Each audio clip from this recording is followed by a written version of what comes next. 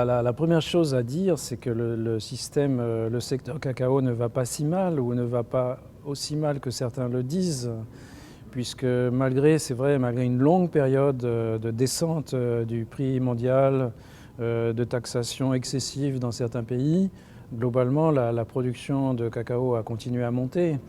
Et un pays comme la Côte d'Ivoire, où en théorie, compte tenu des difficultés des prix, compte tenu du niveau de déforestation, de dégradation écologique, la production aurait dû chuter. C'était inscrit dans le fonctionnement de l'histoire du cacao.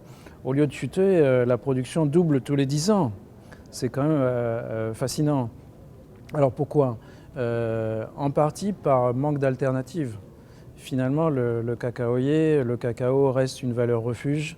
C'est quelque chose que les villageois peuvent mettre en œuvre sans beaucoup d'investissement en capital. On continue à faire une plantation de cacao avec relativement peu de capital et beaucoup de travail. Donc le secteur villageois, les paysans peuvent s'adapter à cette situation. Beaucoup mieux que des plantations industrielles. Et c'est pourquoi, dans le secteur cacao, on a 99% de villageois de famille, une agriculture familiale très forte.